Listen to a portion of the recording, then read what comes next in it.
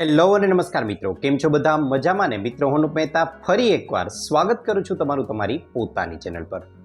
મિત્રો, ચોમાસાની શરૂઆત થાય એટલે કેટલીક સામાન્ય સમસ્યાઓ આપણી સામે આવીને ઊભી રહે છે અને આ સામાન્ય સમસ્યાઓનો ઈલાજ આપણને મળતો નથી। એવી જ કેટલીક સામાન્ય સમસ્યાઓના ઈલાજ રૂપે અમુક એવી ટ્રીક છે તે આજે હું તમને સૂચવવાનો છું કે જેને જાણીને તમે પણ તેને અપનાવશો અને 100% અસરકારક છે તેની હું તમને ખાતરી આપું છું। તો ચાલો શરૂ કરીએ। કઈ કઈ સમસ્યાઓ આપણી સામે આવી જાય છે અને તેની સાથે સાથે કેવા કેવા ઉપાય આપણે તેના કરી શકીએ છીએ। મિત્રો, સૌથી પહેલાં તો તમને જણાવી દઉં તો ચોમાસાની ઋતુ શરૂ થાય અને ઘણીવાર ગૃહિણીઓ, માતાઓ અને બહેનો સાથે એવું બને છે કે રસોડામાં જ્યારે તે કામ કરે છે ને ત્યારે એવું એમની સાથે બને છે કે આપણી પાસે જે મીઠું હોય છે, જે નમક હોય છે, તે નમક ઘણીવાર એવું બને છે કે ચમચીથી લેવા છતાં પણ ક્યારેક ભીનો હાથ અડી ગયો અથવા તો તેમાં ભેજ લાગી જવાને કારણે બોટલમાં રહેલું જેટલું પણ મીઠું હશે, જેટલું પણ નમક હશે, એ એકદમ પાણીવાળું થઈ ગયું હોય એવું લાગે, જાણે ભેજવાળું થઈ ગયું હોય, આપણને તેને અડકવાનું પણ મન ન થાય। હવે આના ભેજને દૂર કરવા માટે મિત્રો શું કરવું, તો એનો ઉપાય હું તમને પહેલાં જણાવી દઉં।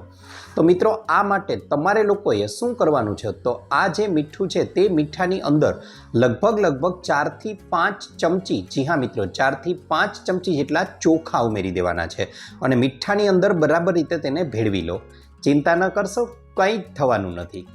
મીઠાની અંદર આ ચોખાને બરાબર રીતે ભેળવી લો અને 2 થી 3 દિવસ રહેવા દો। 2 થી 3 દિવસ પછી ઝીણી ચાળણી હોય ને તેના વડે ચાળી નાખશો તો મીઠું પણ અલગ થઈ જશે, ચોખા પણ અલગ થઈ જશે। આ ચોખાને ફરીથી તમે યુઝ કરી શકો છો, એટલે જરા પણ મૂંઝાવાની જરૂર નથી અને તમારું મીઠું તમે જોયું હશે તો ફરીથી હતું એવું જ થઈ ગયું હશે અને ફરીથી તમે જાણે બજારમાંથી નવું લાવ્યા હો એવું જે બની જશે। ત્યારબાદ આગળના એક ઉપાયની વાત કરવા જાઉં મિત્રો, તો આવી સમસ્યા ખાંડ સાથે પણ થાય છે। હવે ખાંડમાં તો આપણે ચોખાના દાણા ઉમેરી નહીં શકીએ કારણ કે અલગ કરવા કઠિન બની જશે। તો આ માટે શું કરવું, તો મિત્રો આ માટે તમારે લોકોએ ચોખાને સીધા જ નથી ઉમેરવાના, પરંતુ નાના નાના કાપડની પોટલી બનાવી અને 2 કે 3 પોટલીઓ જે ખાંડ એવી બની ગઈ છે ભેજવાળી તેની અંદર મૂકી દેવાની છે અને 2 કે 3 દિવસ પછી મિત્રો તમે જોઈ શકશો કે તમારી ખાંડ છે તે એકદમ સરસ બની ગઈ છે। માનો કે આખી ખાંડની બરણી છે તો છેક તળિયે સુધી તમે બધી જગ્યાએ જુદી જુદી જગ્યાએ આવી ચોખાની નાની નાની પોટલીઓ છે તે રાખી દેજો। ત્યારબાદ આવું બને છે ઘણીવાર આપણી મંદિરમાં રહેલી અથવા તો કોઈ પણ યુઝમાં આપણે લેતા જે માચિસ છે, બાકસ છે, તેની દિવાસળીઓ સાથે તેને ઘસવા છતાં પણ ઘણીવાર તે કામ નથી કરતી, તે સળગતી નથી। આવું એટલા માટે બને છે કારણ કે તેમાં પણ ભેજ લાગી ગયો છે।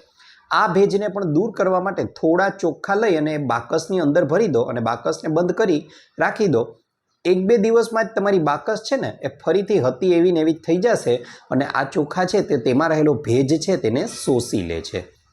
મિત્રો, આગળ વાત કરવા જઈએ તો ચોમાસાની શરૂઆત થતાં જ પાંખોવાળા મકોડા છે, તેની સાથે ગરોળી છે, મચ્છર છે, માખી છે, આનો ઉપદ્રવ ધીમે ધીમે ખૂબ જ વધારે વધવા લાગે છે। હવે આનાથી બચવા માટે શું કરવું? ઉપાય તમને એકદમ સામાન્ય લાગશે, પણ મિત્રો તમને જણાવી દઉં આ 100% અસરકારક ઉપાય છે। આમાં શું કરવાનું છે એ જણાવી દઉં તો સૌથી પહેલાં તો મિત્રો તમે જ્યારે લસણ ફોલો છો ને એ લસણના જે ફોતરા હોય છે તેને ફેંકી નથી દેવાના, તેને તમારી પાસે રાખી લો। લગભગ અડધો થી 1 વાટકો જેટલા લસણના ફોતરા લઈ લો। ત્યારબાદ હવે આપણે જે મરચાં ખાઈએ છીએ, લીલા મરચાં, આ લીલા મરચાંના જે દાંડલા હોય છે તે દાંડલાઓને તોડી અને આની સાથે લઈ લેવાના છે, લસણના ફોતરાઓની સાથે। હવે આ દાંડલા લઈ લીધા ત્યારબાદ ત્રીજી વસ્તુ જે છે એ તમારી આજુબાજુમાં અથવા ઘરમાં પણ ઉપલબ્ધ હશે, એ છે એલોવેરા। યાદ રહે, એલોવેરાનું જો પાન આખું હોય તો તે લઈ લેવાનું છે અને આ એલોવેરાના પાનના ઝીણા ઝીણા ટુકડાઓ કરી દેવાના છે। બસ હવે એક તપેલીમાં બધી જ વસ્તુઓને લઈ અને તેમાં 2 થી 3 ગ્લાસ જેટલું પાણી ઉમેરી દો। હવે એને ઢાંકી અને 2 થી 3 દિવસ કોઈ એક જગ્યાએ રાખી દેવાનું છે। 2 થી 3 દિવસ પછી મિત્રો તમે જોશો કે આ પાણી છે તે થોડું પીળાશ પડતું બની ગયું છે। હવે આ પાણીને આપણે લોકોએ કાંઈ જ નથી કરવાનું, મિક્સરમાં ઉમેરી દેવાનું છે અને એકદમ તેને ક્રશ કરી લેવાનું છે, પીસી લેવાનું છે। પીસી લીધા પછી હવે આ પાણીને ગાળી લો અને એક સ્પ્રે બોટલની અંદર ભરી લો. સ્પ્રે બોટલ છે તે બજારમાં તમને મળી રહેશે. સ્પ્રે કરવાનો ઉપરનો જે પંપ હોય છે તે મળી રહેશે અને બોટલ તો તમે ઘરની પણ ઉપયોગ કરી શકો છો. હવે આમાં ભરી લીધા બાદ એવી જગ્યાઓ કે જ્યાં મચ્છરનો ઉપદ્રવ છે, ગરોળીઓ આવવાની શક્યતાઓ છે, પાંખોવાળા મકોડા છે તે આવી જાય છે, તો એવી જગ્યાએ આ પાણીથી સ્પ્રે કરી જુઓ. મિત્રો, ગરોળી, મચ્છર છે, પાંખોવાળા મકોડા છે તે ત્યાં આવવાનું નામ પણ નહીં લે અને 100% અસરકારક ઉપાય છે. તો આને પણ તમે લોકો ચોક્કસથી અજમાવી જુઓ. આશા રાખું છું આપને અમારો વિડીયો ગમ્યો હશે. વિડીયો ગમ્યો હોય તો લાઇક કરવાનું ભૂલશો નહીં અને ચેનલ પર પહેલીવાર જ આવ્યા છો તો સબસ્ક્રાઇબ કરવાનું પણ ભૂલશો નહીં. આ ઉપરાંત આપને પણ કોઈ હેલ્થ કે બ્યુટી સંબંધિત સમસ્યા હોય તો એ પણ જણાવજો. અમે તેને અનુરૂપ પણ નવા વિડીયો લાવવાનો પૂરતો પ્રયાસ કરીશું. આપનો ખૂબ ખૂબ આભાર.